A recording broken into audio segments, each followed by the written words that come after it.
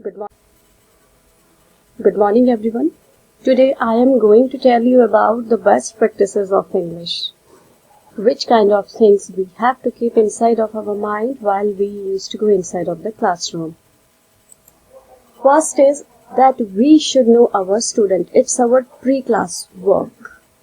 Means we should be prepared that what will be inside of the classroom. So firstly, we should be mentally prepared that we have to listen to them. If we will not listen to them, why they will listen to us? Okay. Opportunity to speak. Each and every student should be given opportunity to speak up. Because sometimes it used to be inside of the classroom that only intelligent students used to make noise, they used to speak up, they used to make discussion. And some either average or low average students, they used to remain calm. They don't speak. So we should give opportunity to each and every student to speak up. What they want to say, which sort of problems they are facing. Let them make mistakes. Sometimes they used to remain calm because they used to worry that if we'll make mistake, other will make joke of us or there will be some sorts of scolding inside of the classroom. Let them make mistakes because teachers are there to make the correction. So let them encourage, let them do something, either those are in the form of mistakes. Next, let them solve their problems firstly because for the final solution, teachers are there. Let's discuss with them, let them do whatever they want to do on their own base. Next is let's discuss about the things which are necessary inside of the classroom. For example, reading, speaking, writing, discussion, demonstration, storytelling, problem solving. Every teacher used to keep these things in mind while entering the classroom. Listening, reading and speaking. Why these things are here together? Because firstly, they will listen us. So our pronunciation should be good because they listen to us, only then they will be able to read, recall that word. Then they will speak that. For this, they will think individually because each and everyone is listening inside of the classroom. So individually they will listen, they will think about it, how to pronounce this word, how to speak up. Then they will share it, they will pair with one or two friends, okay? So after pairing, there will be a sharing. They will speak before each and everybody in the classroom.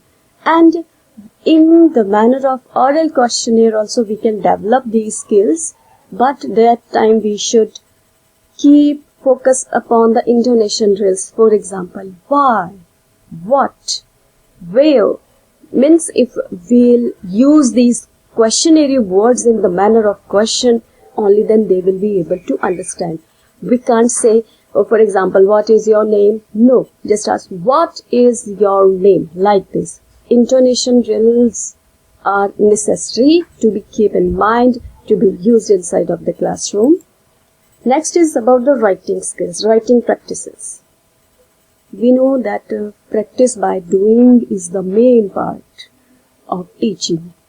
Give them gaps, fill them up. In these types of small exercise, we can check their knowledge. We can give them worksheets to do, open-ended question. What do you think about this? If you will be at the place of this or that character, what will be your opinion? Like this. Okay? So open-ended questions can also develop their writing skills. Character about hero as well as villain. Why hero is a hero, villain is a villain.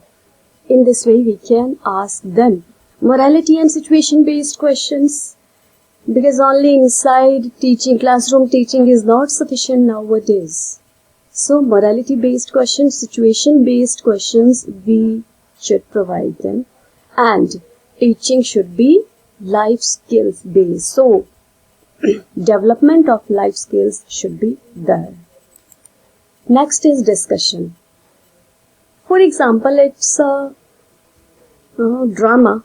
Then during the dialogue delivery, we can tell them where your pitch should be high, low, average. For example, oh, what are you doing here? Like this. Okay, so during discussion, let them discuss about the problems firstly, do them, because after discussion also they will find out some sorts of solutions. So firstly, we should give them chance, opportunity to frame and give answer. Some students know very well what is the answer of this question, but they are not able to frame. And if they will be able to frame, they are not able to give the answer. They are not able to speak up. So firstly, we should give them opportunity to do it all. Next is our demonstration method. If we'll show them something, they will learn it. Show them some sorts of pictures. If we are starting with the prose, we can show them pictures of the chapter. If we are starting with the poem, we can tell them the situation. We can show them for example, if it's poem Wind, we can tell them which sort of things used to come in your mind while we used to say about the word wind, like this. So firstly, we can show them some sorts of picture to make a platform. Next is our word cloud. Give them so many words and tell them that in this way, these are used in the prose or poem, how you can use them now. Educational benefits. We should tell them about the educational benefits also. Storytelling. This is the best part because students like them. It can develop their imagination, as in this picture also. Teacher is showing something and all the students are listening with wonder, with surprise that what is that? Visualization of spoken words. Whatever we will speak inside of the classroom, they will visualize, they will think about that. What teacher is saying, what teacher is telling us. There will be a visualization of those words which a teacher will speak in the classroom. Improved vocabulary, because they will improve if teacher will use good pronounced words. Refined communication skills, if we shall ask them to participate in these sorts of things, then there will be refined communication skills. Awareness of rhythm and structure. During storytelling, we can tell them in which way you can use these sorts of words. For example, once upon a time when I was going like this. So these sorts of rhythm and structure we can use inside of the classroom. Development of concentration. Storytelling. Develop the concentration, the visualization, the meditation quality of the students. Next is our problem solving methods. Some students don't know which kind of problems they are facing. What is really their problem? So firstly, identify them. Give them time to identify the problem and define the problem, that yes, really I am stuck in this. For example, they don't know the answer of the question. They don't know the summary of the prose. They are lacking behind in word meanings, like these. Generate new ideas. Let them speak up which sort of solution they are giving to each other. So in this way, they will generate new ideas. Implement and evaluate.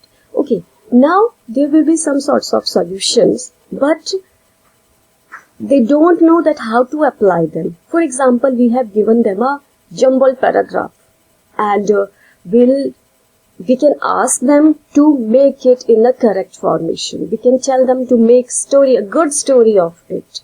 So implement and evaluate. Let them implement. Which sentence will come first, second, third, in this way. Selection, the best solution. Okay, now we have so many solutions with the help of these students, as they will express their own method. But let them also select the best solution. Let them also find out that this will be the real answer of this question. Now, we all know that lecture method increase only 5% of knowledge of the student, reading 10%, audio-visual 20%, demonstration 30%, discussion 50%, and practice by doing 75%. And to teach other means if we'll leave them openly, we'll give them chance to discuss, to teach each other, then there will be the development of 90% of the studies, as when we used to go inside of the classroom, we are also 100% prepared for the topic. So this is the active and passive learning. Stay safe, stay home. Thank you so much. Please like, subscribe and share my channel. Thank you.